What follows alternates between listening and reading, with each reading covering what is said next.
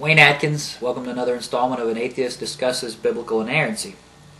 This time I want to talk about lineages in the Bible, in particular the lineages of Jesus Christ. One of the prophecies in the Old Testament concerning the Messiah was that he would be a descendant of David, of the flesh.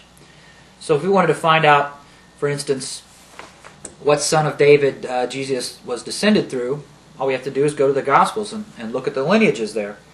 For instance, in Luke, we find that Jesus was descended from David through David's son Nathan. And then to confirm that, all we'd have to do is go to Matthew and find that Jesus was descended from David through Solomon. Does that make sense to you? Nathan, Solomon?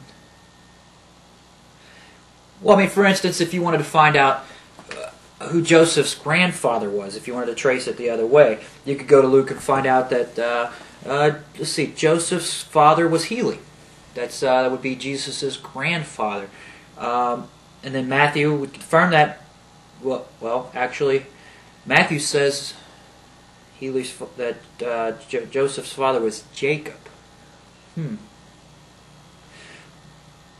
These don't match. That's what I wanted to talk to you about. They don't match. The problem is simple. There are 27 names in Matthew's lineage. There are 42 names in Luke's. That's including Joseph and David. Joseph and David aside, only 2 names in those lineages match. The difficulties presented with tracing a direct lineage through different ancestors are obvious. But refusing to admit an obvious error, some inerrantists have proposed that they are both accurate. The explanation, they say, is that the term "was the son of," used in Luke, does not represent a father-son relationship. Rather, it represents just an ancestral relationship, maybe grandson or great-grandson. Likewise, the term "begat," used in Matthew, does not necessarily mean that they directly fathered the person named.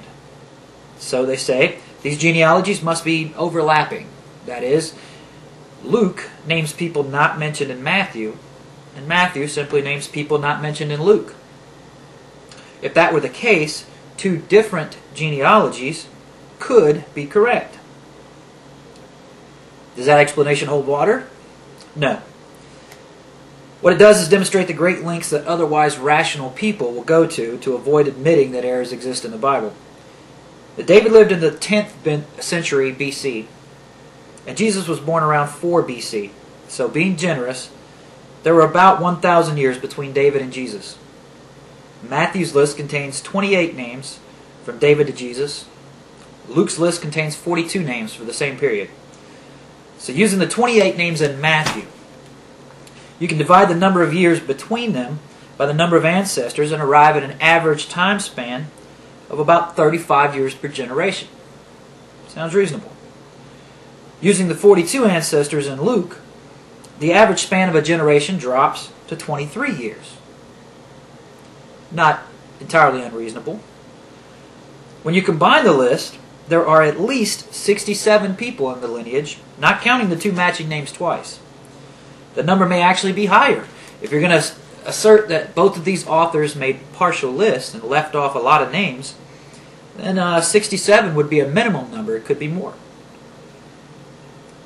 Using the number 67 ancestors for the same time period, we arrive at an average time span of 14 years or less per generation.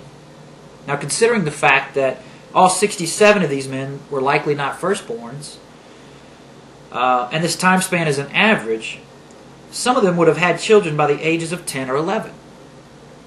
It should be apparent how ridiculous this alleged explanation is. Also, Matthew 1:17 says, "So all the generations from Abraham to David are 14 generations. And from David until the carrying away into Babylon are 14 generations. And from the carrying away into Babylon into Christ are 14 generations." Now, notice that the writer says these are all generations, and that these are all the generations. There could only have been 28 generations listed in Luke in order to agree with that. there are 42 names in Luke, and if you consolidate the list to rectify the differences, you're up to 67 names. Inerrantists have said the generations used in Matthew do not necessarily represent a single generation as we know them. But we can see that the writer counts Abraham to Isaac as one generation. Jacob to Judah, he calls one generation. And even Joseph to Jesus as one generation. Now, these men all shared father-son relationships. And it's obvious that the writer intended each generation as a father-son link. The funny thing is, these lists are kind of pointless anyway. If Jesus was born of Mary while she was still a virgin, then there was no blood passed from Joseph to Jesus. Therefore, no link from Jesus to Joseph, from David to Jesus through Joseph. The Bible certainly makes it clear that the Messiah would have a direct physical link to David. 2 Samuel 7:12 says that God promised David, "I will set up thy seed after thee, which shall proceed out of thy bowels, and I will establish his kingdom." Now, I don't know a better way to describe a direct physical link than out of thy bowels. Romans 1:3 says Jesus was made of the seed of David according to the flesh. So this is not just some symbolic relationship between Joseph and Jesus.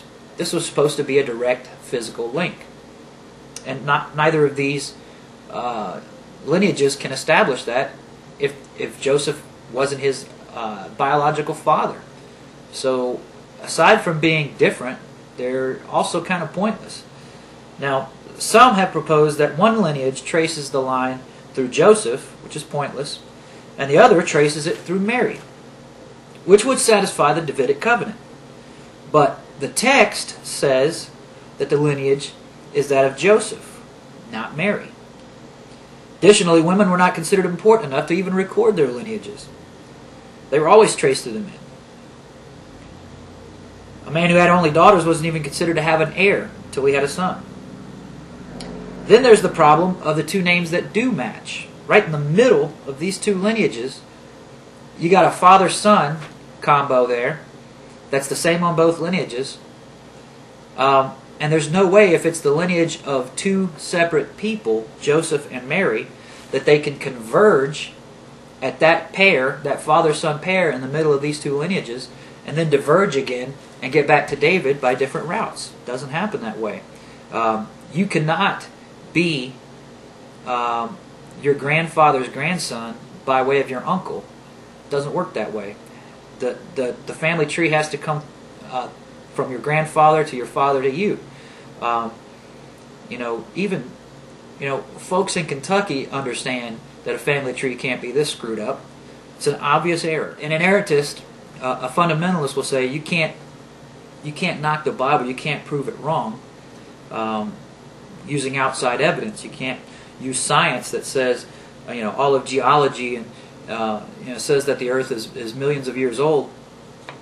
It doesn't matter to them. If it contradicts the Bible, it must be wrong. But what do you do with two separate lineages that purport to be lineages from David to Jesus, and they're not even close? Not even close.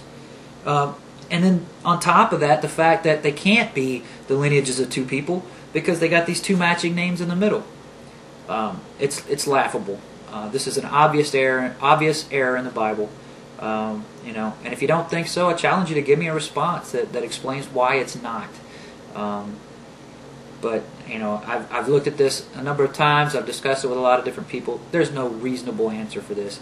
You can't say they're overlapping because the time frame doesn't allow for that. You can't say they're two different people because they can't meet in the middle and branch out again. The only logical explanation for this and all the other errors that I've discussed on this site is that the Bible is not inspired. It's not inerrant. It's the work of faulty men. They made a lot of stuff up, and a lot of folks bought it. Don't be one of them.